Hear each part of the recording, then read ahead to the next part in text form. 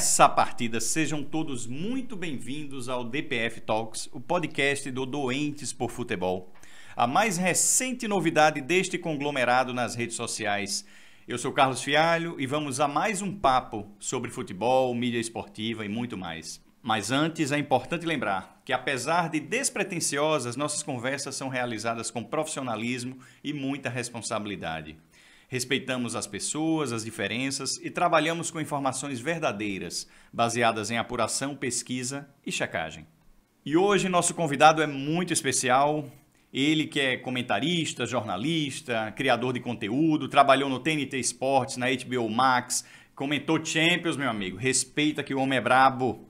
Ex-editor de conteúdo de web da Globo, dono de um currículo respeitável na comunidade esportiva, Victor Canedo, seja muito bem-vindo. Fala, Carlos. Salve, rapaziada do DPF. Nem todo mundo sabe, mas eu sou doente por futebol raiz, da época que tinha comunidade no Orkut. Inclusive, organizava pelada, né, baba, futebol com a galera do Rio de Janeiro. Eu sou carioca. Então, né, altas resenhas na comunidade. Pena que tiraram o Orkut do ar, porque tinha cada material, cada pérola maravilhosa ali. Mas é isso, eu sou DPF raiz e isso facilitou muito para aceitar o convite. E obrigado aí pelas palavras, estamos juntos, vamos para um bate-papo legal aí. O Orkut vai voltar, Quando voltar, com certeza, o DPF vai estar lá também. Eu sou neófito, né? Acabei de chegar no DPF, mas eu soube que você é DPF raiz mesmo, e isso faz com que até eu não preciso fazer a primeira pergunta protocolar, que é o que a gente faz aqui para todos os nossos convidados, que é se você é doente por futebol, né? Ainda mais porque você trabalha especificamente com isso. E fala um pouco de você, né? Da sua trajetória como, talvez não ainda profissional, mas como torcedor, né? O que te atraiu na paixão do futebol, né? Os seus primeiros anos de relação com o esporte bretão.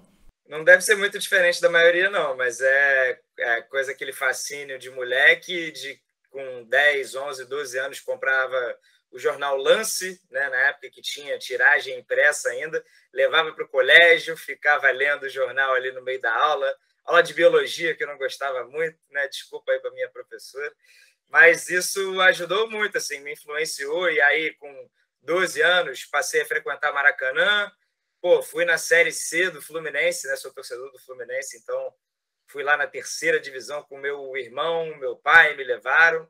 E, cara, dali eu tive a certeza, fui construindo a certeza de que eu tinha que trabalhar com aquilo, né? De que não era só um hobby, né? Depois você vai passando os anos, chega aquele momento de vestibular, você tem que decidir o que você vai fazer da vida. Aí os parentes se incentivam, não, faz uma administração, né? Vem aqui trabalhar com a gente, o senhor não quer fazer direito, medicina? Eu falei, não, quero fazer jornalismo, eu quero trabalhar com futebol, quero ser jornalista esportivo, né? Então eu tinha isso na minha cabeça e fiz, né? E aí, né, ladeira acima, né? Vamos dizer assim, né? Você começou, fez bastante coisa, né? Vai falar, mas começou moderando, né, o Orkut doentes por futebol, né? Começou no auge e tudo. Você frequentava bastante, né, o Maracanã, e uma curiosidade assim que acontece com as gravações dos nossos podcast é que sempre que a gente grava o podcast é depois de um dia de vitória do entrevistado, tá? Então, você está aqui do passado, onde estamos gravando essa entrevista, o Fluminense ontem acabou com o campeão brasileiro, tá? Mas você, então, começou a trabalhar com futebol e aí fala da sua trajetória agora profissional, né? Você trabalhou em grandes veículos, foi destaque, escreveu coluna, fez um monte de coisa. Fala um pouco. Agora que a gente já fez essa apresentação, né? Nós já falamos um pouco sobre você. Agora fale você um pouco sobre você. Cara, eu comecei, assim, o mais curioso, o meu primeiro trabalho, por assim dizer, primeira vez que eu recebi dinheiro, né, no jornalismo esportivo, foi como um estagiário do blog do Lédio Carmona, o comentarista. Então, o Lédio, que parece mal-humorado aí para todo mundo, que nada, um beijão para o Lédio, eu amo ele de paixão, foi meu primeiro chefe. E eu comecei inicialmente moderando comentários, naquela época, lá para 2008, o blog era algo assim, né? Ainda era uma grande sensação, não tinha as comunidades de rede social, mas o Twitter, por exemplo, não existia. Então, a galera se comunicava ali em blog e tal.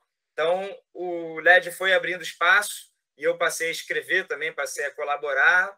E ali, depois de uns 7, 8 meses no blog, já com uma cancha, fui contratado como estagiário no GE, no Globoesporte.com. E aí, lá fiquei, me formei, entrei, abri uma vaga, né, na Copa de 2010, na editoria de futebol internacional. Então, fui contratado em definitivo em 2010 e lá fiquei por 12 anos e meio. Então, tive a oportunidade, a sorte, né, de cobrir Eurocopa, Copa das Confederações, Mundial de Clubes, Copa do Mundo 2 vezes, Copa América 2 vezes. Então, vi de perto ali algumas coisas fantásticas, sensacionais. Estive presente em alguns jogos muito marcantes. Pude até fazer uma pergunta ou outra para algum grande personagem aí, algumas coisas muito legais. Então, o meu período ali no GE, principalmente, muito grato a tudo que aconteceu. Eu tomei a decisão de sair em 2021, já temos mais de um ano, né? Foi em maio de 2021, mas assim, meu relacionamento com a empresa é ótimo, com as pessoas que lá estão. Foi apenas um momento de mudança que eu sentia que precisava ir para outro rumo. Tudo certo, né? Sou muito grato, feliz por tudo que eu fiz. E agora estou aqui no meu momento chefe de mim mesmo, né? Eu tenho contratos, alguns contratos, trabalho para uma casa de apostas hoje, a Betano, e produzindo muito conteúdo para as minhas redes sociais, principalmente. Você passou um tempão na Globo, 13, 14 anos, pelo... 12 anos e meio, mais ou menos. A Globo, ela durante muito tempo, né? Acho que talvez você tenha sido parte disso, assim, ela cresceu nessa parte digital, porque durante o princípio da internet, principalmente, ela não deu a devida atenção a isso, porque talvez pela liderança folgada que ela tem na área de televisão, na TV aberta e TV fechada, ela negligenciou muito a internet, né? Ela poderia ser uma líder também nesse segmento, né? O que você poderia destacar assim de evolução que você tanto viu como protagonizou nesses anos todos que você passou lá na área digital?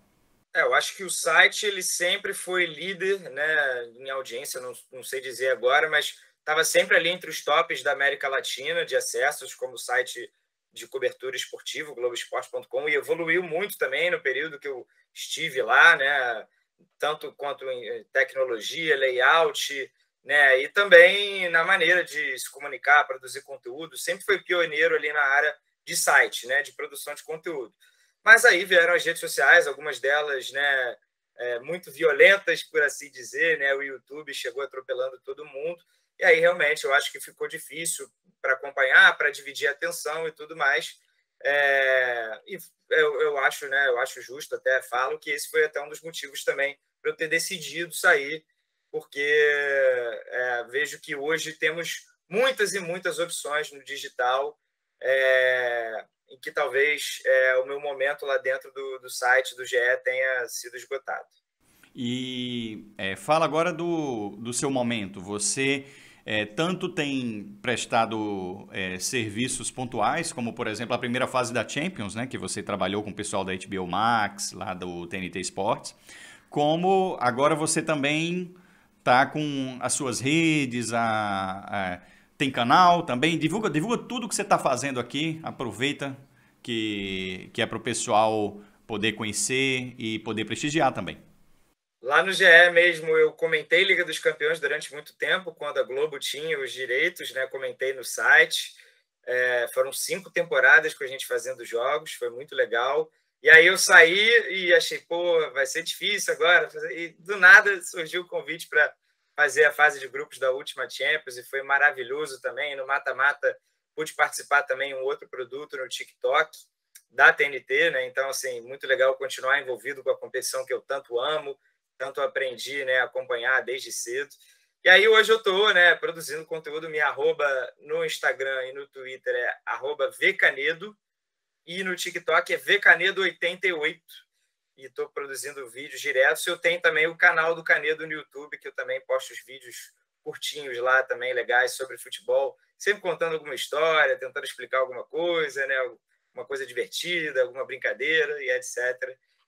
Estou nessa pegada aí. Recentemente também fiz até, pela primeira vez, né, fui repórter de campo na transmissão da Amazon Prime na Copa do Brasil, com o Thiago Leifert e o Casemiro. Eles me convidaram e foi uma experiência maravilhosa, né, super diferente também, porque não é aquela narração padrão que a gente está acostumado. Foi algo mais conversado. Adorei fazer, foi maravilhoso.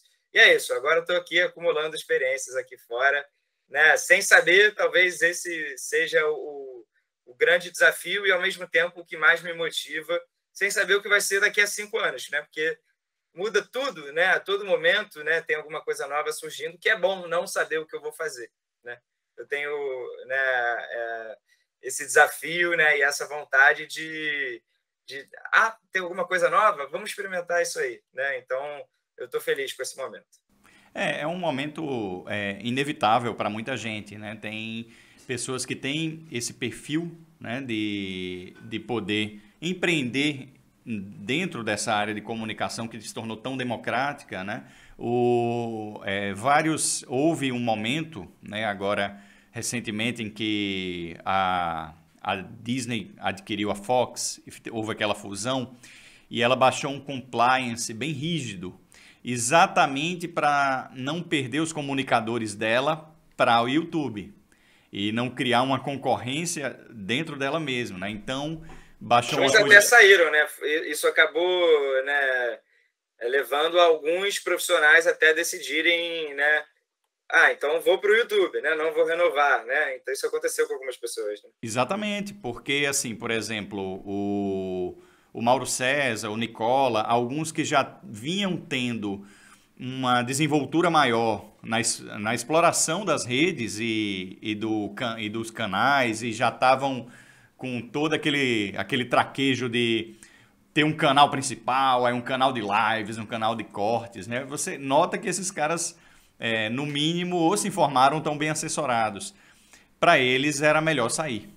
Para eles era melhor sair e ter um caminho próprio. E para outros não. Outros que não tinham esse perfil, o Mário Marra, por exemplo, foi um, o Bertozzi foi outro, decidiram aceitar as condições e ficar. O Bira. Não tem certo e errado, né? Cada um sabe, né, o que é melhor para si. Exatamente, exatamente. Para nós que consumimos conteúdo, né, fica maravilhoso, porque você pode consumir os dois, né? Então, aí vamos falar um pouco, explorar agora o seu conhecimento futebolístico, Vitor. Falar de futebol brasileiro, esses dias, né, a gente tem acompanhado, né, por falar em mudança, né, você falou em mudança da sua carreira, esses dias a gente tem acompanhado uma disputa, né, uma tertúlia entre os clubes e que sobre a formação de uma liga brasileira. Aí criaram uma liga paralela mais numerosa, estão numa negociação bem feroz aí. E eu não sei o que pensar sobre isso, por isso que gostaria de perguntar para você que é mais ilustrado, pelo seguinte: a gente tem uma esperança muito grande da união dos clubes, a gente espera que eles optem pela opção entre as duas alternativas que estão postas na mesa, que seja mais democrática para a maioria dos clubes. Por outro lado, a gente olha e fala, pô, tá só 5% de diferença entre o acordo e o não acordo. O que é que tá havendo aí? O que você acha sobre tudo isso? Você acha que vai engrenar? Não só, na verdade, eu acho que não são só sobre os 5%, não são só 20 centavos, já dizia, não são só... Mas eu acho que essa é a principal preocupação de momento, mas aí há outras divergências sobre como vão dividir, né, a parte de audiência, por exemplo, né? Vai ser só através de jogos transmitidos, tamanho de torcida, e tinha gente que queria colocar seguidores em redes sociais. Mas, sim, eu acho que, num geral, isso deveria ser pequeno para o tamanho da mudança que a gente precisa ter, a gente quer ter. Eu acho que vai acontecer, cedo ou tarde, até porque essa discussão de mudança de divisão de direitos é só a partir de 2025, que a negociação, né, o contrato atual com as TVs, com a Globo, principalmente, vai até 2024. Então, 2025 gira a casinha e lá, sim, né, tem que ter um modelo super acordado.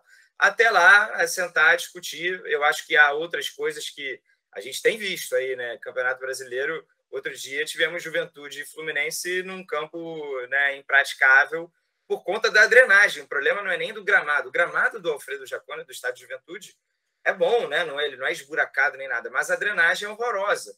Então, essa tem que ser uma preocupação. Imagina esse sendo o jogo transmitido para o mundo inteiro, né? Compramos aqui a TV lá da Alemanha, comprou o Campeonato Brasileiro e vai passar esse jogo. Seria um momento de vergonha alheia, né? Até para Estados Unidos e tal. A gente tem que ter um cuidado com um produto que vai além da divisão de dinheiro. É o fator principal, o dinheiro? Também acho. Mas temos zilhões de outras coisas para cuidar, porque o nosso produto, né, eu acho que a CBF, como organizadora do campeonato, deixou a desejar um pouco nesse sentido aí nos últimos anos e décadas. A gente sabe que o carro-chefe da CBF é a seleção brasileira, e no mundo inteiro o movimento é de ter ligas, né? Então, por que aqui teria que ser diferente, né? Tanto que a CBF acordou tranquilamente em ceder, né, a organização do Campeonato Brasileiro e tal. Isso já está 100% garantido. Agora restam os clubes sentarem. Então, hoje, no cenário de hoje, a gente tem 25 de um lado e 15 do outro, e não faz sentido, né, a soma dá 40, são os 20 da A mais os 20 da B. Não faz sentido ter, né, nenhuma negociação, nenhuma liga faltando clubes, né? Então, eles vão ter que sentar a bunda na cadeira em algum momento e chegar a um acordo. Tem tempo para isso, mas aí é quem vai esticar mais a corda, né?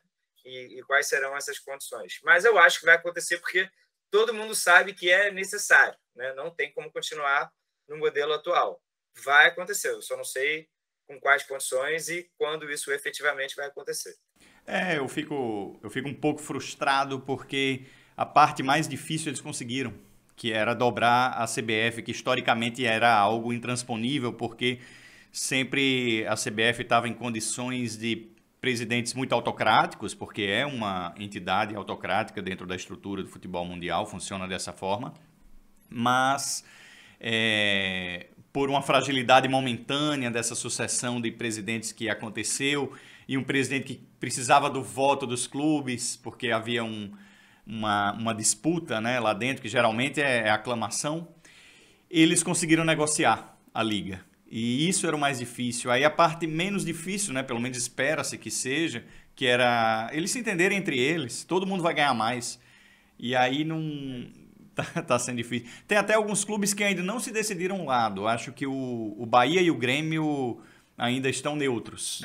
Então, na verdade, são 25 dos não afiliados à Libra e 13. E uns 13 do outro lado, né? Exatamente, Aí, esse jogo que você falou, né, do Juventude Fluminense, não é inédito, assim. Já teve jogo no Campeonato Brasileiro do ano passado, que inclusive foi igual, foi Juventude e Flamengo, que também foi 1-0, né?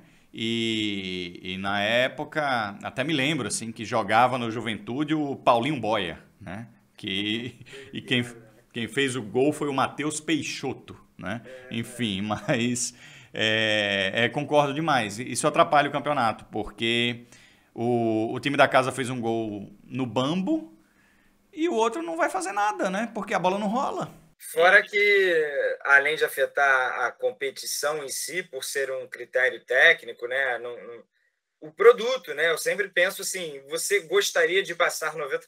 Foi fantástico, eu estive no Maracanã ontem, Fluminense 5, Atlético Mineiro 3, que jogo fantástico, mas é exceção, né? O que a gente mais vê são jogos chatos, modorrentos, não acontece nada, né? Então, que tipo de produto a gente quer ter e vender, né? Porque isso vai ser comercializado. Então, quanto mais atrativo, e tudo passa também pela qualidade do gramado. Se a bola está rolando direitinho, né, a gente tem mais chance, mais possibilidade de ter um jogo de futebol mais agradável. Então, a gente tem que ter essa cabeça também, né? Justamente também para quem vai ao estádio, né? Porque hoje o torcedor ele tem 20 motivos para não ir e tem um motivo para ir ao jogo. Então, a gente tem que equilibrar melhor essa balança aí, porque, né, futebol é paixão. Se não tiver torcida, também, né, qual é o propósito? Né? Então, a gente tem que trabalhar para melhorar em todas essas áreas. E por falar em futebol, melhoria e tudo, o Fluminense ele vive, né, dentro do Rio de Janeiro uma situação diferente, né, que é de estabilidade. Ele não sofreu aquela derrocada que o Vasco e o Botafogo, por exemplo, tiveram, né, de péssimas gestões que acabaram com o patrimônio do clube, o não aproveitar um patrimônio de torcida, esse ativo que os clubes têm para poder se manterem estáveis e tudo, acabaram caindo e se endividando demais. O Fluminense ele tem passado por um período em que vão passando os anos e ele vem fazendo boas campanhas, vai chegando numa Libertadores e não vem aumentando a dívida e tudo. Você como agora pedir licença ao jornalista e falar um pouco como torcedor, como vê o Fluminense dentro dessa estrutura do futebol, o que ele pode almejar, até porque acho que alguns torcedores, quando souberem que você é o nosso convidado hoje, a gente vai atrair vários tricolores aí, sejam todos muito bem-vindos, aliás. Assim, é uma situação ainda muito delicada, porque a dívida não sobe, mas ela ainda é muito considerável, né? Isso uma herança de várias outras gestões, né? E, assim, o Fluminense hoje não é o clube mais endividado do Brasil, mas também não é um dos menores ali da Série A. Então, ele está sempre trabalhando dentro do limite. Eu acho que isso tem feito bem. Uma vez que está ali no limite, com pouca margem de erro, ele consegue ser competitivo, né? Não a ponto ainda de disputar um título brasileiro, que é o sonho da torcida. Desde 2012 o Fluminense não ganha, e nem efetivamente disputa desde 2012, mas de estar pelo menos ali fazendo boas campanhas, fazendo a roda girar. Só que aí chega a SAF, né? Chegam outras realidades, outros momentos, então vira um grande ponto de interrogação de como vai ser essa competição de Brasil no futuro. Se o Fluminense vai conseguir, né, se manter competitivo com outros times tendo incentivos e mais alguns já, esses sim, Palmeiras, Flamengo, Palmeiras e Flamengo, né, financeiramente, né, estáveis, né? Esses eu acho que dá para chamar de financeiramente estáveis, né? E o Atlético Mineiro tentando se tornar autossuficiente através, inicialmente, de um investimento, né, de um aporte financeiro também de patrocinadores, parceiros e etc.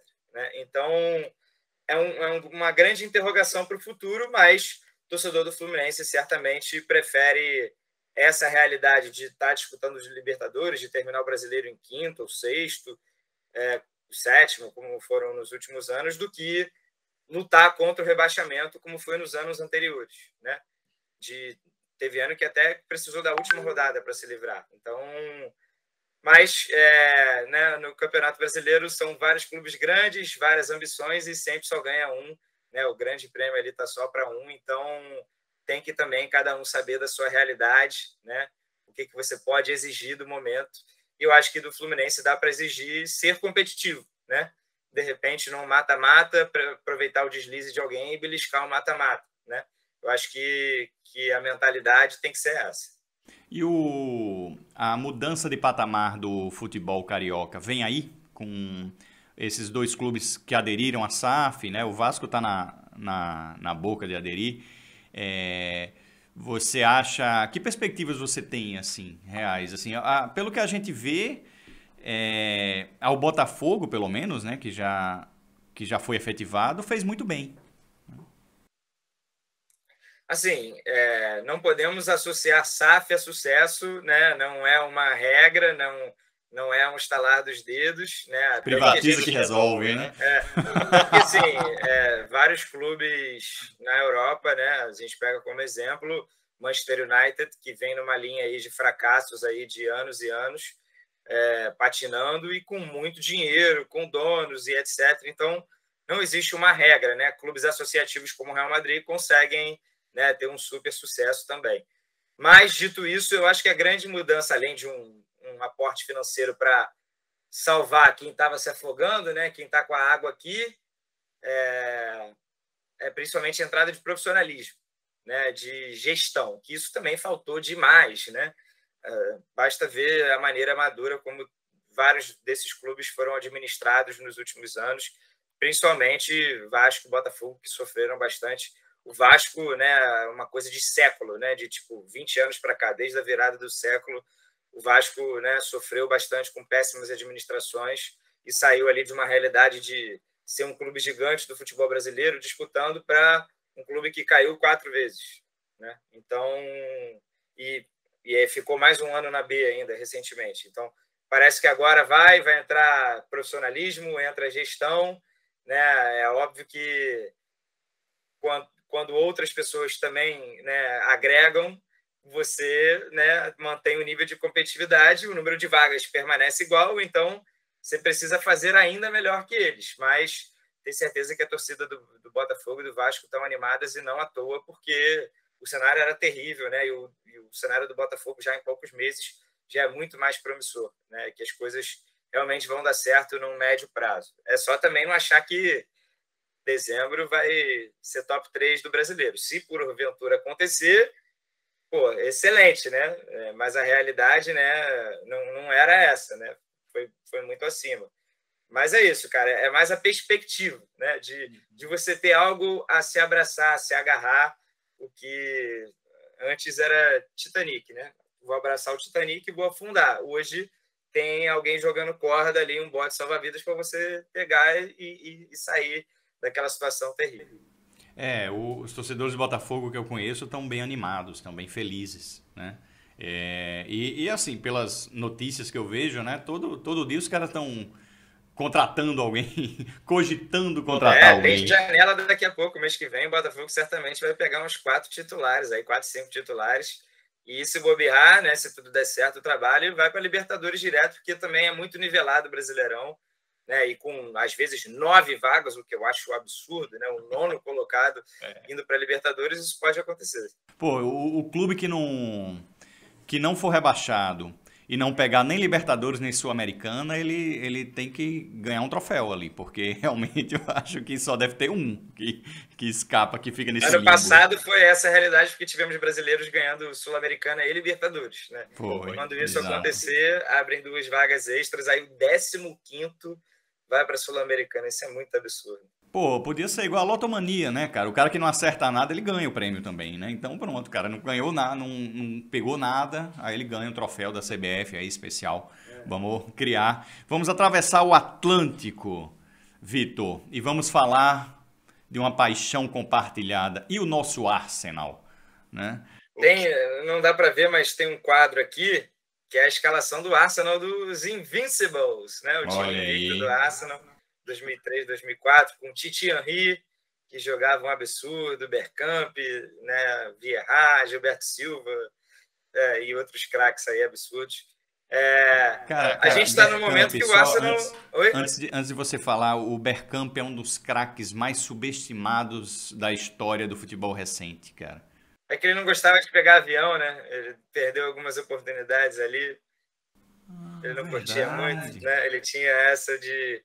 Não viajava para alguns jogos e tal, mas óbvio que isso não afetou o macro da carreira dele, né? Ele foi um atacante, meio atacante, cerebral, né? E classudo, né? Um domínio absurdo. Cara, era cada golaço, cara. Se tu pegar um highlights dele de YouTube, é impressionante. Na época, né, eu sou jovem há bem mais tempo que você. No ano 2000, para mim, na época que eu acompanhando ali, eu achei que ele foi, tipo assim, o melhor jogador do mundo naquele ano. Mas como o título pesa muito, o Figo acabou levando o troféu na época. Mas, enfim... Voltando ao Arsenal, o Arsenal ele tem ele é diferente dos outros ingleses, né? Ele tem uma paciência maior, não sei, as coisas demoram mais a acontecer ali. Acho que ele perdeu muito tempo com o Wenger, acho que o Wenger teve uma hora que parou de render e tudo. Então vamos falar da Europa, começando a falar do Arsenal. Sim, a competitividade na Premier League ficou muito absurda, né? A gente vê hoje vários clubes ali de meio de tabela com excelentes jogadores no elenco e o Arsenal, pelo menos, deu também, né? No mesmo papo sobre a SAF, deu algo para a torcida ali, deu um biscoitinho que a torcida, né? Que foi essa disputa de vaga na Champions até a última rodada com o Tottenham e o Tottenham claramente tinha um técnico melhor e um elenco melhor, né? Dois dos craques do campeonato, o Son e o Kane, jogam no Tottenham, então seria até para mim um absurdo, né? Mas aí é o Tottenham, eu gosto de botar pilha, né? Que é um time sempre fracassado, seria um absurdo esse Arsenal terminar na frente do Tottenham, né? E quase aconteceu.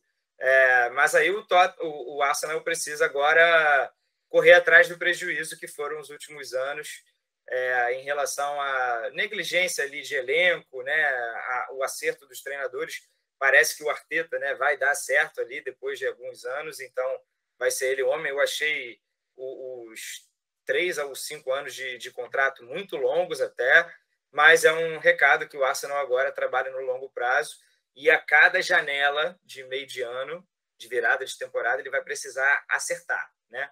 Ele vai ter que ser tipo o Liverpool com o Klopp. Cada janela fazer contratações magníficas e para poder tornar o elenco competitivo de novo. De nível de City, Liverpool vai demorar muito. Vai demorar muito. Mas para você ser a terceira força, se o Chelsea der mole, ou passar a ser presença constante ali na Champions, dá, mas tem que acertar. Não pode dar mole mais contratando jogador pereba, pagando não sei quantos milhões, porque não tem muito tiro para dar, né?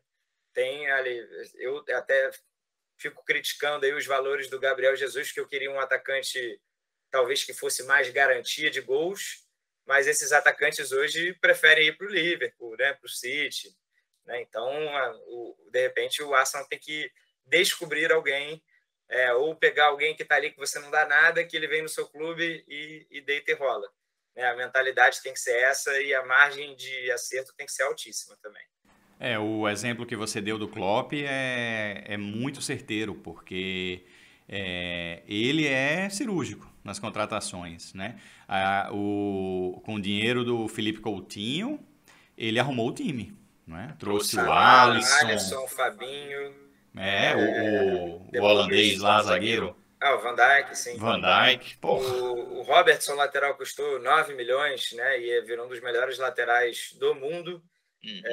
Nessa temporada trouxe o Konaté, que ajeitou a defesa, né? Thiago para o meio campo. De fato, foram muitos acertos. Não à toa, o Liverpool foi vice da Premier League por um detalhe e foi vice da Champions por um detalhe e já ganhou essas duas competições num passado recente. Isso. Então, né, estão colhendo os frutos aí, não à toa. Exatamente. E falar um pouco, assim, a Premier League, né?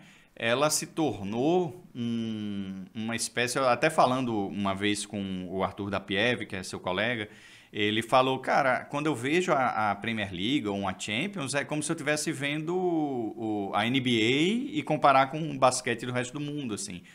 E é meio que isso mesmo, assim. Por exemplo, eles estão levando o Haaland para lá, que é o norueguês, e esse fenômeno, mas olha só, os dois artilheiros desse ano foram um sul-coreano e um egípcio, né? Aí você chega, o destaque de um dos times lá, que é o Chelsea, é o marroquino lá, quer dizer, eles, destaque assim, né? Um cara, tem um amigo meu que gosta de apostar que adora o Ziyech, mas enfim, eles fizeram até um perfil que eu gosto também no Twitter, que é o Corneta Europa, né? Adora falar sobre isso, né? Adora falar que, para a Inglaterra ter sorte, ou ter alguma chance na Copa, só naturalizando o Luiz Dias, o Salah, o Haaland, pega essa galera que não tá classificada e naturaliza tudinho que pode ter alguma chance. Virou isso, né? Uma NBA, assim, que a gente assiste, para ali no sábado de manhã e se encanta. Eu falo com tranquilidade que é o único campeonato, tirando o Champions, logicamente, que eu faço questão de assistir quase todos os jogos, né? São alguns, a rodada ali é dividida no sábado, tem um horário que são 4, 5 jogos no mesmo tempo, não dá, mas sempre que eu estou aqui, né, na minha estação de trabalho, eu tenho a TV aqui ao lado, eu vou priorizar a Premier League, né, a não ser que seja um Real Madrid-Barcelona, a não ser que tenha um jogaço do campeonato italiano, do alemão, enfim, mas eu vou priorizar a Premier League porque, né, além de tudo, é a maneira como eles tratam o produto, né? Então, eu acho que a Premier League é modelo para tudo. Você não vê um gramado ruim, você não vê um estádio vazio, você tem craque, assim, aí vai de como cada um, né, tem a sua escala, né? Para mim, acima de craque tem gênio, fenômeno, etc. Então, para mim, vários jogadores são craques. Para mim, tem craque em todos os times da Premier League. E isso graças também ao poder da liga, né? Hoje, clubes de médio, né, metade inferior da tabela, conseguem tirar jogadores de destaques da França, da Alemanha, da Espanha, né? Então, realmente são várias pequenas seleções que temos na Premier League, fora o prazer que é assistir a um jogo do Liverpool ou a um jogo do City do Guardiola. Então, Premier League hoje é o supra-sumo, né? E é encantador mesmo. Isso é retrato, né, consequência do início, né, de 1992, e eles começam a pensar na Premier League alguns anos antes e vão trabalhando nisso, né, até chegar nesse ápice aí de vender a Premier League, ganharam dinheiro vendendo mais para fora da Inglaterra do que dentro, né? E geralmente o interesse está no país, né? Quem quer ver o campeonato é quem mora no país. A Premier League não superou isso, né? O mundo quer ver a Premier League mais, ou pelo menos está valendo mais do que o dinheiro que os ingleses querem pagar. Inclusive, por falar em dinheiro e pagar, uma boa dica para quem gosta de fazer uma fezinha na Betano é colocar uma dupla a cada rodada do inglês, Liverpool e Manchester City. Vai na minha, cola na minha, que na próxima temporada a maioria vai dar green. Tá? Enfim. Ou o gol do Haaland todo jogo. Aí pode ser, cara. Não sei, cara. É muito competitivo. Tem umas zagas boas ali também, né? Vamos ver no que vai dar. Não dá pra... e tem a adaptação dele ao time também, que a gente não sabe como vai ser, o esquema do Guardiola. Só que a gente sempre sentia que faltava esse cara, né? O City já faz muito gol, adoidado ali, sem alguém, mas tendo a figura de um matador, né? Não um cara que fica parado na área, não, mas alguém clínico para fazer gol mesmo. E aí chega esse cara, a expectativa vai lá no alto. É verdade. Porque uma coisa que eu percebo do City é que ele tem um tremendo futebol, mas assim, quem eu chamo de craque ali mesmo, craque mesmo no nível dos outros times que tem, é o De Bruninho, cara. O De Bruninho, De Bruyne é o cara que você... Não, esse é diferente dos outros do elenco. O restante, você vê que é um time coletivo, cara. O Gundogan, Mahrez, Grealish, esses caras, nenhum é um fora de série. Eles jogam realmente porque são muito bem treinados. O Guardiola faz parecer que todos são top do top de linha, né? E o City até gasta bastante, também por ser o City e também, às vezes, por tomar decisões ali erradas no mercado. Mas o Guardiola consegue fazer um grande trabalho e passar essa impressão de que o City tem a maior seleção do mundo. E não tem, né? Não tem. Mas o Haaland é. O Haaland né? O Haaland sim. Aí ele sobe o patamar de time. Ele sobe. Pode ser a diferença entre finalmente levar uma Champions, por exemplo. Pode ser. Outra coisa que eu noto, assim, ultimamente no futebol europeu, é que não sei exatamente que fenômeno foi esse, tudo, mas as outras ligas melhoraram muito nos últimos anos. A Liga Italiana deu uma subida de nível técnico impressionante. Hoje, inclusive, se eu não me engano, a maior média de gols da top 5, né, das 5 principais. O alemão sempre foi bom, né? O alemão é um campeonato muito legal de acompanhar, pena que não está sendo televisionado, né? Tá passando só no aplicativo lá, que eu adoro, inclusive, o aplicativo, exato. Patrocina nós, OneFootball. Mas, enfim,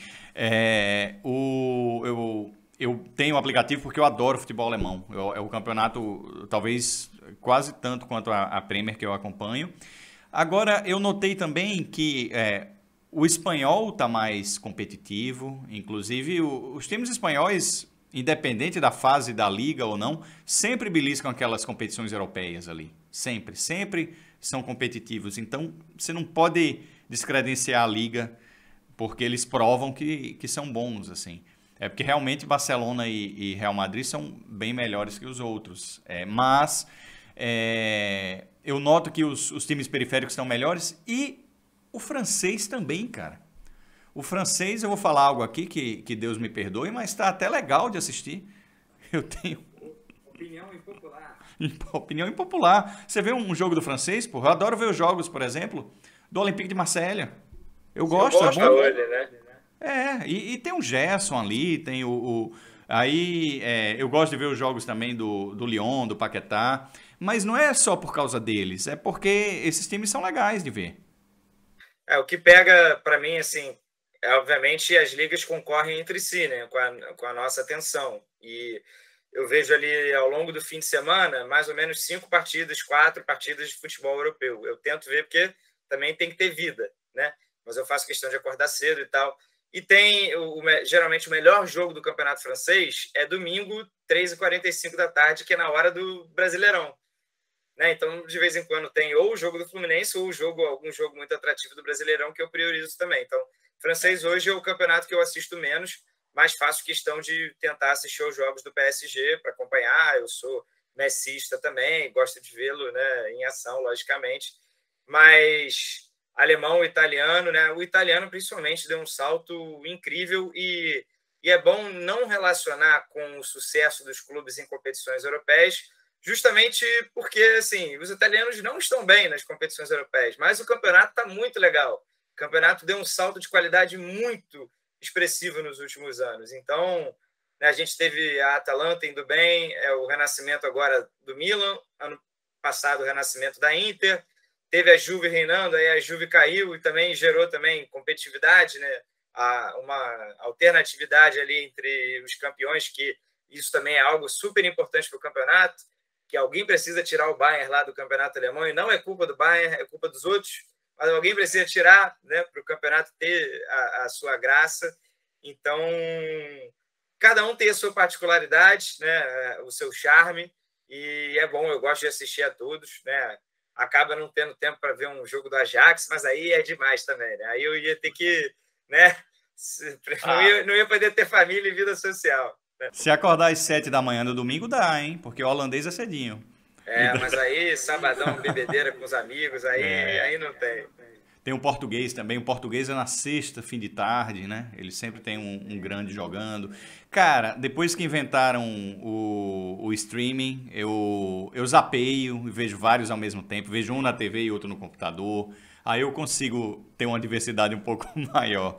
Mas, enfim, às vezes você não vê um jogo inteiro mesmo, né? Porque, como você disse, precisa ter vida. Apesar de que eu gosto desse estilo de vida, de assistir muitos jogos, e gosto de acompanhar o máximo de campeonatos possível, mesmo que seja superficialmente, mas sempre lendo a respeito, sempre vendo trechos de jogos, vendo jogadores, que porque a gente gosta, né? E acaba precisando até estar a par do que está se passando para poder conversar com convidados como vocês, né? Senão a gente fica aqui só fazendo... Eu vejo por trabalho, mas também por hobby, né? Aquele papo lá de início que me levou a trabalhar com futebol, porque para mim é a profissão, né? Essa necessidade, né? De estar por dentro de tudo. E hobby, porque eu gosto, né? Eu estou com a TV ligada aqui na Liga das Nações, aqui no mudo, né? Mas estou de olho aqui. Então, né, quero estar sempre tentando acompanhar ao máximo. Eu me sinto mal como jornalista quando eu sou o último a saber de alguma notícia muito importante, ou então teve um jogo super importante e eu não vou ver e eu vou descobrir o resultado horas depois. Isso me dá uma agonia de tipo, caraca, tipo assim, no meu primeiro relacionamento eu me casei num Real Madrid-Barcelona e durante, né, e eu sou fissurado por Real Madrid-Barcelona naquela época, então era o auge da rivalidade, Messi, Cristiano Ronaldo. Aí, cara, quando marcaram, o casamento já estava marcado muito antes, né? Quando marcaram a data do jogo, eu falei, pô, não acredito. Botei até nos votos lá, tô perdendo Real Madrid, Barcelona, sei que lá. Foi de tão fissurado que eu sou para estar acompanhando tudo. Você falou agora de jornalismo, me lembrou. Você tem alguma história assim de furo, de informação que você deu primeiro, ou algum bastidor engraçado que você queira lembrar?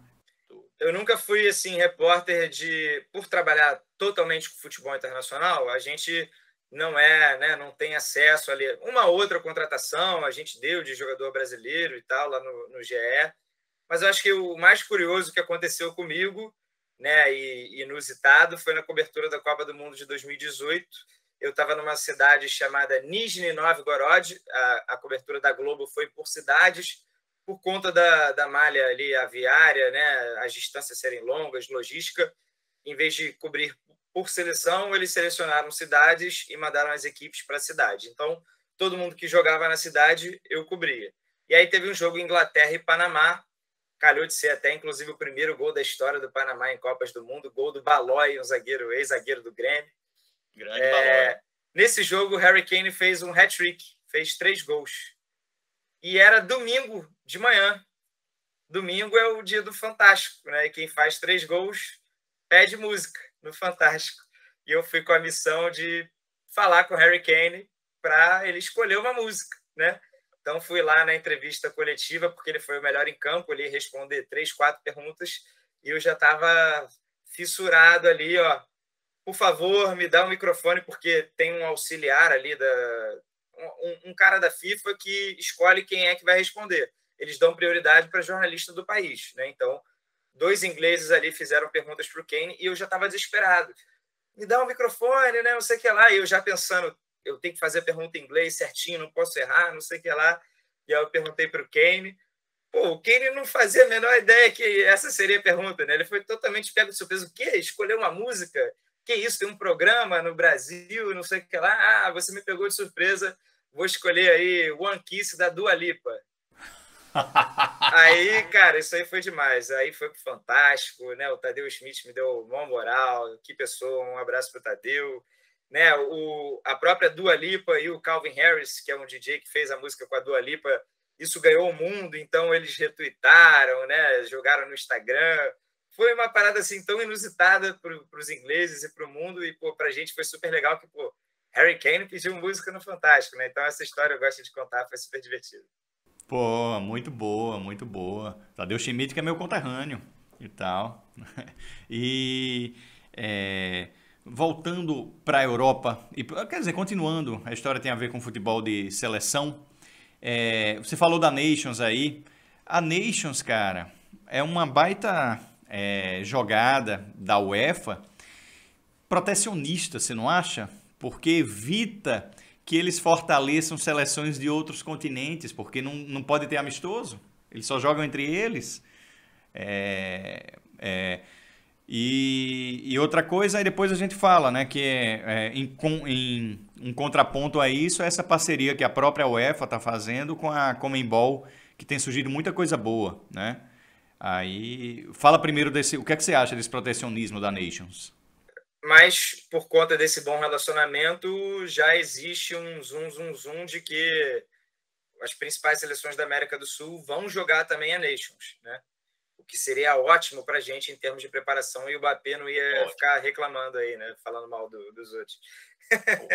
Mas é verdade, não, né? Seria assim, ótimo. É um fato, né? Hoje os europeus conseguem se preparar melhor porque eles têm mais seleções de bom nível, então as seleções top se revezam ali nos enfrentamentos, enquanto nós da América do Sul temos Brasil, Argentina e Uruguai, e sempre um outro que está voando, né?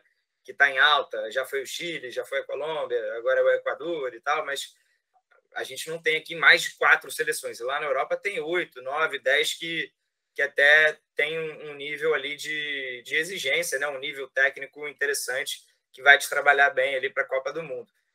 Mas a Liga das Nações foi uma excelente saída também para o cenário de seleções, porque os amistosos estavam horrorosos ali na 2018, 2017.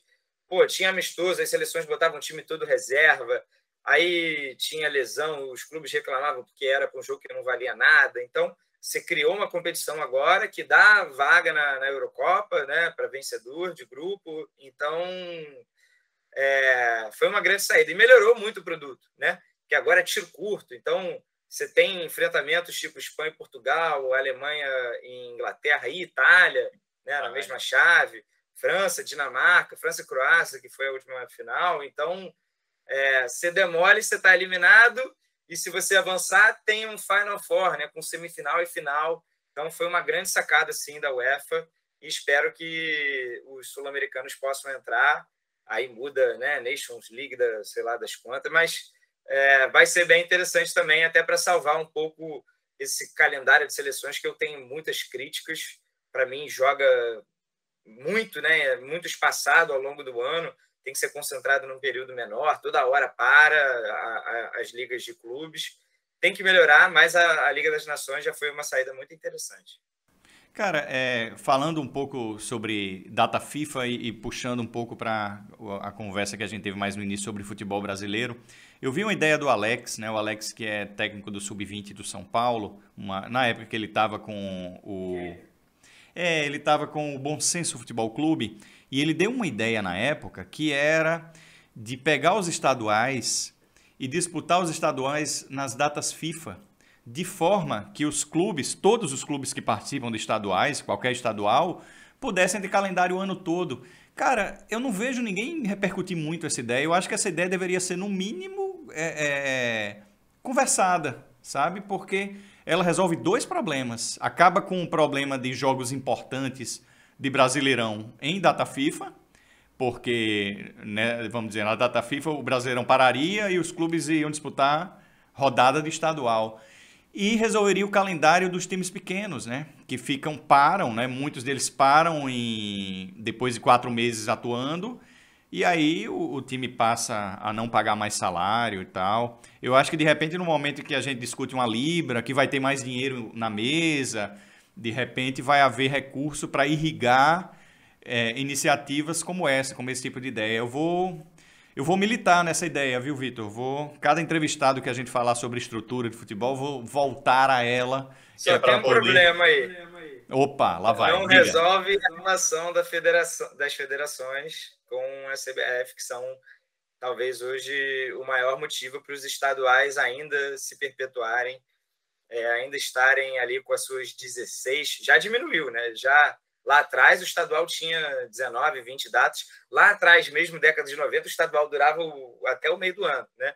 Isso foi diminuindo paulatinamente, não diminuindo do jeito que a gente queria ou do jeito que o futebol precisa hoje. Foi diminuindo, né? Ainda tem muito a ser feito, mas eu acho que por conta dessa necessidade de agradar as federações que ganham dinheiro ainda com estaduais, não tem como, né? Não tem como ser viável, né?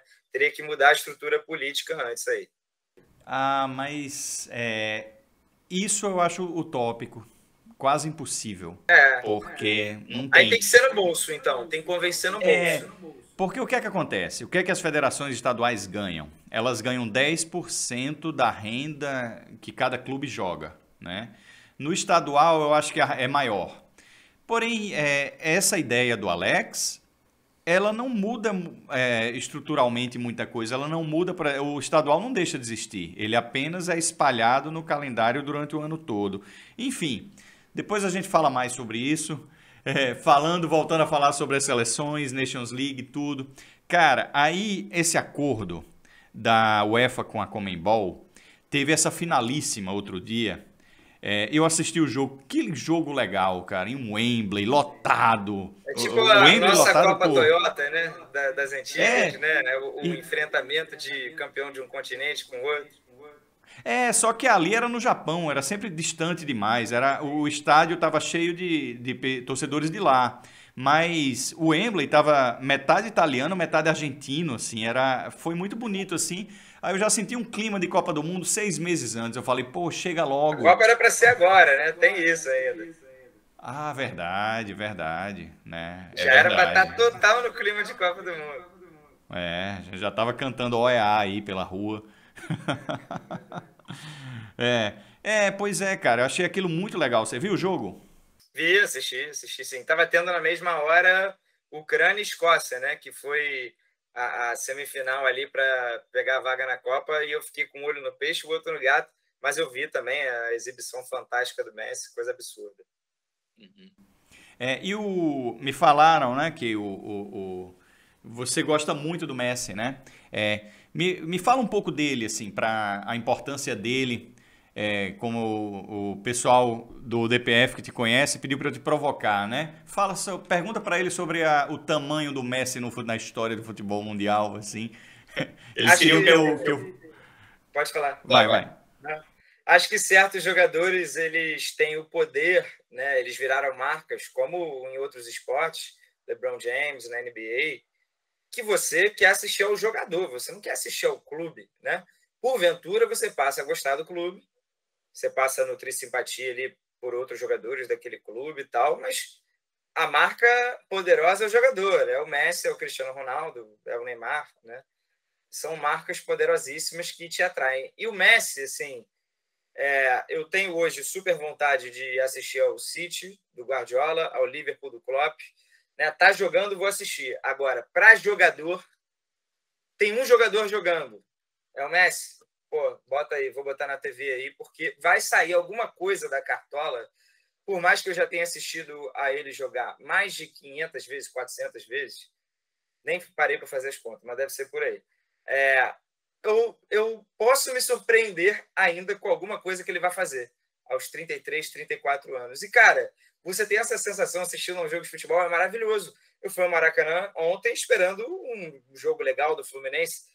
Caraca, saí de lá assim, pô, o Cano fez um golaço, o Fluminense fez um gol ali, saindo, tocando desde a defesa. Essa sensação que você tem assistindo a um jogo de futebol, é isso que me prende, é isso que me faz ter vontade de continuar acompanhando o esporte, consumindo, que é aquele instante de você estar maravilhado. Caraca, o Messi deu um passe, irmão, que só ele viu. O Messi saiu da marcação de 4, que só ele fez isso. O Messi, sem nenhum espaço, acertou um chute no ângulo. O Messi... E quantas vezes eu já não vi o Messi fazer alguma coisa pela primeira vez que me chocou, né? Quantos golaços que ele já fez, quantos, né, lances plásticos, né? Não precisa nem ser malabarismo, né? Nem ser um grande drible, mas coisas que te impactam ali, que tipo, caraca, né? E o Messi é o cara que me faz ter essa sensação e ainda, né? Diminuiu ali a arrancada dele, né? Hoje ele não tem o poder de anos anteriores de pegar a bola no meio campo, sair driblando todo mundo e fazer o gol, né? Hoje isso é mais raro acontecer. Mas ele ainda assim, através da sua técnica, consegue tirar ali alguma coisa da cartola e eu, que isso, cara, né? Não estou acreditando que ele fez isso. Então, o Messi para mim é isso, né? O Messi é esse evento, né? O Messi é um evento para mim. E o PSG na próxima temporada? Você acha que os três continuam juntos ou você acha que realmente o Neymar deve sair? Não, acho que vão continuar. O Neymar renovou recentemente. É muito difícil, né? A não ser que queiram que ele saia. Até o momento, o Neymar sempre que quis sair, né, em 2 oportunidades, e ele não conseguiu. A partir do momento que os caras, né, o Qatar quiser que ele saia, aí sim eu acho que abre-se um caminho. Mas eu imagino que os três vão continuar, só que eles estão reformulando, né, a direção, coordenação ali. Saiu o Leonardo e vai sair o Pochettino para a entrada de novos nomes, né? Não sei se vão acertar, mas eles estão mudando porque identificaram que o PSG vinha errando bastante, né? E não tem tempo para errar, né? O Qatar queria ser bem visto até essa Copa do Mundo, né? Já não ganhou a Champions até a Copa do Mundo, né? Se ganhar vai ser depois. Então, o projeto ali é para o PSG dar certo. E até agora, num cenário continental, o PSG patina muito, escorrega demais.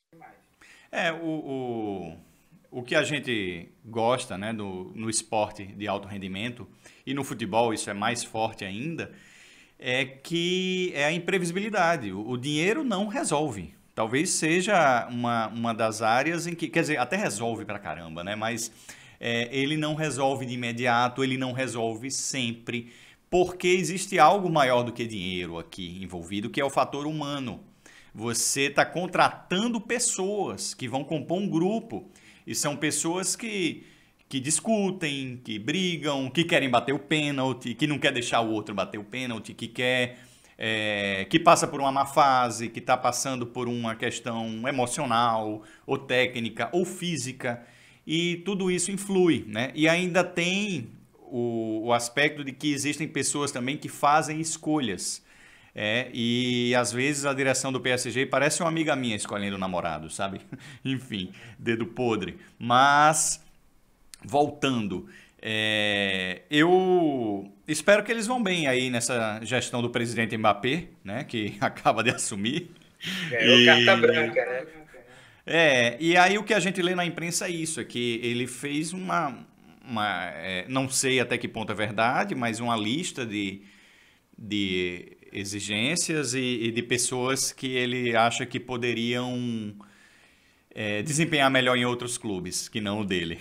Então, nessa lista estaria o Leonardo, Pochettino. O PSG já se prendeu em contratos de longo prazo com muita gente dentro do elenco, e salários altíssimos. Então, ele não consegue se desfazer porque ninguém pode pagar o empréstimo, né, porque o salário é muito alto, e ninguém quer sair porque está numa situação cômoda de estar ganhando um salário alto. Não me importa se eu estou jogando não, né? Eu estou ganhando meu salário aqui e eu não quero sair não. Se vira aí. Então, essa é a gestão do Leonardo, né, que acarretou em muitos problemas, e aí o PSG tem vários buracos no elenco, e não tem muita margem de manobra. Até tem, porque fair play não existe, né? Mas dentro de um limite ali, o PSG poderia estar fazendo muito melhor, né? Se houvesse a equipe de recrutamento do Liverpool, né? Certamente o PSG já teria ganhado uma Champions, ou pelo menos ter sido mais constante, né? Porque o PSG intercalou ali semifinal e final com várias eliminações nas oitavas, né? Ou quartas. Então, e conseguiu a proeza de perder um campeonato francês, que é a coisa mais absurda da história. Que para o PSG, na condição de ganhar 20 vezes o salário do último no campeonato, ou 3 vezes o salário do segundo, a folha salarial anual, 3 vezes, você não pode perder o campeonato, né? Você não tem condição. O Lille não era nem o segundo, né? A distância para o Lille era ainda maior. Então, o PSG se esforçou demais para perder um campeonato francês. Era isso que eu ia dizer. Assim, se ele tivesse perdido para o Lyon, para o Mônaco, para o Marseille, mas ele perdeu para o Lille, cara. Para o Lille. E aí eles contrataram o Luiz Campos, né? A mente por trás da montagem do Lille. O Lille sempre também vendeu bem, contratou barato e tal. Fez esse Moneyball aí interessante. E agora trouxeram esse cara, né? Para ver se ele dá um jeito, ajuda o PSG a dar esse salto aí que a gente sempre espera, mas não chega. O Moneyball, aliás, é um ótimo filme. Quem estiver nos ouvindo aí pelo Spotify ou assistindo pelo YouTube, procurem. Eu não sei em que plataforma de streaming está, porque eles mudam, né, os filmes. Mas é um filme com Brad Pitt sobre esporte de alto rendimento e sobre escolhas de jogadores, que é muito interessante. E o melhor de tudo, é uma história real, né? Então procurem Moneyball. Falando agora ainda sobre futebol internacional, voltando a falar agora um pouco de seleção, quando eu vi esse jogo agora da Argentina, eu fiquei feliz pela Argentina, porque eu me lembro na Copa de 2018, eu assisti aquele jogo eliminatório lá que foi Argentina e França, e todo mundo que entendia de futebol estava dando um favoritismo muito grande para a França na época, né? E eu, antes de assistir aquele jogo, eu falei, não, mas não é possível, cara. A Argentina é uma top do mundo. Por que tá o favoritismo tão alto? Quando o jogo começou e foi 4-2 e a França realmente dominou o jogo inteiro e não foi ameaçada, aí eu vi que as pessoas tinham razão e tudo. Eu fiquei feliz com esse jogo da finalíssima também por ter visto um outro time sul-americano tão forte, né? Então, o Brasil não chega sozinho para ameaçar os europeus, porque eu não gosto disso também, desse desequilíbrio em Copas do Mundo de só um continente ganhar. Já são 4, né? Senão a Copa vai ficar igual virou o Mundial de Clubes, né? Que de 2012 para cá só dá eles, enfim. Embora não tenha uma relação de talento, né? Ou de uma relação financeira, né? Eles estão contratando os nossos jogadores, e seleção não tem como. Até tem, né? Mas a gente não precisa entrar nesse assunto, que é a naturalização dos jogadores, que eu bato nessa tecla também da Itália, que é naturalizar qualquer um. Ah, tem um sobrenome italiano, naturaliza esse cara aí. Ah, ou tá 4 anos aqui, naturaliza aí, que a Itália está sempre precisando de jogador. Mas isso já aconteceu com Espanha, Portugal e etc. Há casos e casos, né? Mas o futebol de seleções não tem isso, né? Eles não têm como contratar o Neymar para a seleção deles. Então, acho que foi mais questão de momento da gente não estar tão bem preparado. Eu até fiz um vídeo dando porrada ali na seleção de 2006, que não aguento mais ver gente babar ovo dessa seleção aí, que foi um absurdo. Eu acho que foi mais falta da gente acertar o time ali para aquele momento, ou ter uma geração boa, e calhar, né, da Argentina também ter e conseguir fazer frente. A Argentina foi vice-campeã em 2014 no detalhe, né, no gol do Götze na prorrogação, mas fora isso, a gente não conseguiu chegar muito pertinho dos europeus também, por nós sermos 2, né? O Uruguai não vai disputar mais título, né? Nós somos 2 e eles são 8. Então, exato. Vai ter ano que a Holanda vai estar na final, vai ter ano que a Holanda não vai nem para a Copa. Tudo bem, que aí no ano que não tiver a Holanda tem a Alemanha, tem a Inglaterra, tem a França, né? Eles conseguem se revezar aí nesse sentido. Essa seleção que você falou agora, a de 2006, essa seleção, cara, foi a maior frustração, acho que eu tive em termos de ver seleção. Eu não acompanhei, enfim, seleções mais antigas que... exato, eu não queria citar porque, apesar de eu não ter me vivido, eu me entristece saber que aquilo existiu. Mas a de 2006, eu fiquei muito puto, cara, porque pareceu uma falta de compromisso, uma falta de comando, sabe? Eu sei que você é fluminense, deve querer bem ao Parreira, mas eu não gosto do Parreira por causa daquele trabalho, sabe? Eu acho que assim, foi uma sucessão de erros, né? Nunca é só um problema, né? O Parreira eu acho que está incluso por não ter tomado as melhores decisões para o time, né? Ele priorizou nomes, papel, em vez de rendimento no campo. Mas eu acho que tudo começou, né? Já estava errado desde lá de trás, ou então aquela preparação na Suíça, que todo mundo hoje já admitiu que foi uma zona, né? A CBF gastou milhões de dólares e virou um Big Brother ali, né? Um Big Brother, né? O Big Brother já até existia, né? Mas era tipo concentração aberta, né? Não tinha como ter foco, né? E aí durante a Copa, a insistência em alguns nomes, o melhor futebol do Brasil antes, que foi bem esporádico, né? Eu fiz esse estudo para gravar o vídeo, não era que tipo o Brasil estava voando no ciclo inteiro, chegou na Copa e não deu certo. Não. O Brasil jogou bem esporádicos momentos, né? A final da Copa das Confederações contra a Argentina, um ou outro jogo das eliminatórias, mas a campanha dessa eliminatória foi muito melhor e a gente dá porrada, né? A gente barra imprensa, né? Críticos, né? Vocês da imprensa. Vocês da imprensa. E na verdade, assim, a gente tinha muitos problemas, mas também a gente tinha a maior concentração de talento, talvez já vista. 2 jogadores que já tinham sido melhores do mundo. O Ronaldinho Gaúcho, inclusive, era melhor do mundo 2 vezes seguidas. E se não fosse a Copa do Mundo ridícula que ele fez, ele teria ganhado a terceira.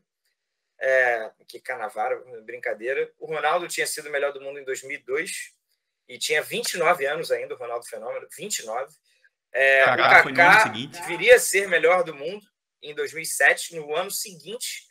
O Adriano não tinha futebol para ser melhor do mundo, mas ele era um dos 10 melhores atacantes do mundo.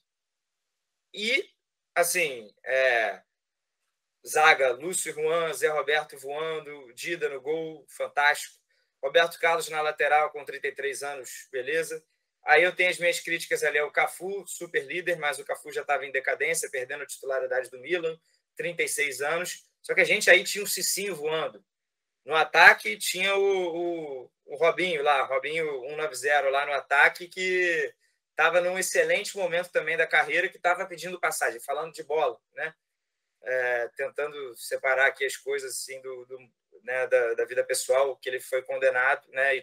e merecia pagar por tudo que fez. Mas, falando de futebol, naquele momento, o Robinho deveria ter sido titular, né? As melhores atuações do Brasil foram com o Robinho, um ataque mais leve, não o que chamaram de torres gêmeas de Adriano e Ronaldo. Aí o Ronaldo se apresenta acima do peso, né? O Adriano já estava começando ali o declínio, o Ronaldinho parecia já ter largado a vida, né? Depois daquela Champions. Então, juntou tudo isso, né? Os erros ali do Parreira, a decisão de botar o Juninho no jogo contra a França, que para mim foi um nada a ver, né? O Juninho já até externou isso, já que o Juninho é bem pé da vida com Parreira, porque soube da titularidade horas antes, né? Não houve nenhuma preparação adequada para o jogo, para o time. Então, né, é um grande desperdício, tem que ficar puto mesmo. Eu tinha 18 anos na época, eu lembro que já fiquei revoltado com aquele jogo, com aquela eliminação, que a gente esperava que o Brasil fosse ganhar a Copa tranquilamente, e era de uma geração super mal acostumada, né? 9-4 campeão, 9-8 final, 2002 campeão. E aí veio 2006, aquele time ainda melhor. Pô, não é possível, a gente vai ganhar de qualquer jeito. E acontece aquele papelão. O papelão não foi a eliminação no jogo para a França, o papelão foi tudo. Foi.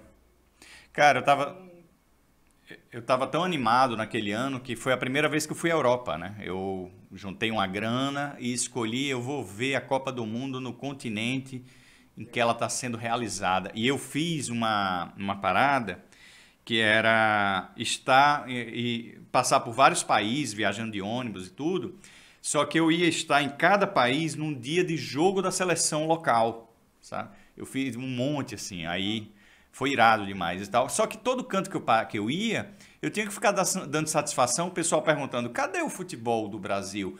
Aí eu tinha que dizer para as pessoas, não é culpa minha. Não sou eu, são eles lá que estão jogando. Quem escala é o cara, quem não está jogando direito são os caras, não sou eu. Eu me senti igual o Neto quando fez aquele desabafo, né? Que ele disse que quando o Corinthians está mal, o povo para ele na rua para ter a satisfação, né? E ele deu um desabafo um dia desse, puto. Mas enfim, agora estamos chegando à parte final do programa e Vitor Canedo, estamos muito agradecidos porque nós lhe chamamos e você veio. E esse ano, o Hexa vem? Olha, eu acho que eu achei que a gente iria ganhar em 2018 e dessa vez a gente está mais bem preparado até. Foi o ciclo inteiro com o Tite, né, todos os 4 anos. A gente ganhou uma Copa América, na outra perdeu na final, mas nossas eliminatórias foram super seguras, né? A gente praticamente não leva gol. E do ano passado para cá, além do time ter se acertado, ter dado essa sensação, vários jogadores começaram a ter papel relevante nos seus clubes na Europa. Para mim, isso é um grande medidor de, né, temos talento, temos qualidade, e eu acho que sim, né? Outro dia eu fui elogiar o elenco da França no Twitter, falando, caraca, que escalação absurda. Aí a França perdeu para a Dinamarca e todo mundo veio sacanear. Time...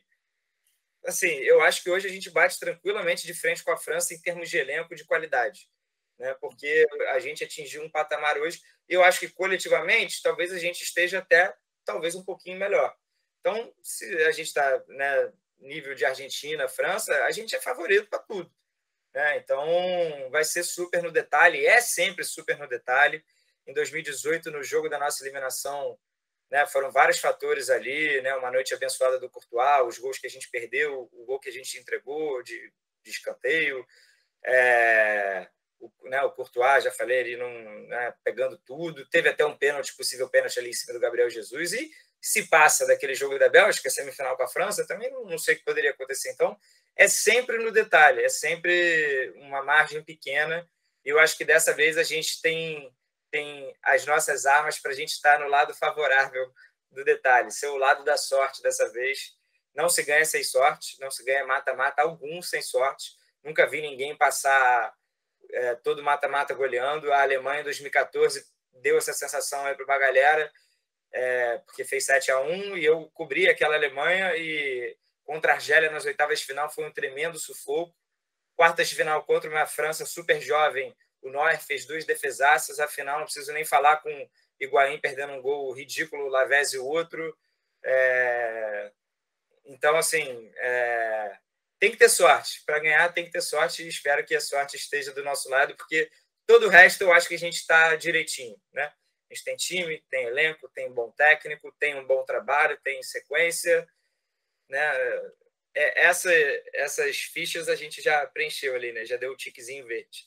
Falta o resto, né? Falta o resto que vem aí na Copa e mata-mata, né? Mata-mata com certeza é o que diz. Eu tô animado também. Eu concordo com você. Eu tô vendo uma geração muito boa. Desde exatamente 2006 eu não vejo tantos jogadores sendo destaques em times importantes da Europa. E além disso, coisa que eu já disse para outros convidados, né, porque eu faço a mesma pergunta para todo mundo, eu acho que o time também deu uma crescida, uma melhorada de desempenho na hora certa. Ele vinha bem, o resultado já vinha aparecendo há muito tempo nas eliminatórias, mas o futebol mesmo, o desempenho, ele melhorou de alguns meses para cá. E acho isso que foi descobrindo Rafinha, Antony, né? Algumas opções ali, o Paquetá se afirmando, né? Alguns jogadores que deram esse salto e hoje a gente tem uma sensação mais de segurança, né? Exatamente isso. Jogadores que ele descobriu, inventou, pensou e que se encaixaram, e outros que já estavam recebendo chances, mas que melhoraram o desempenho por eles mesmos. Assim, o Paquetá foi um e o próprio Vini também foi outro, assim, que ele era muito criticado pelo desempenho e ele realmente, em jogos recentes, ele está bem melhor do que já esteve um dia. Enfim, está chegando a hora e também está chegando a hora do fim do nosso papo aqui. Vitor Canedo, muito obrigado.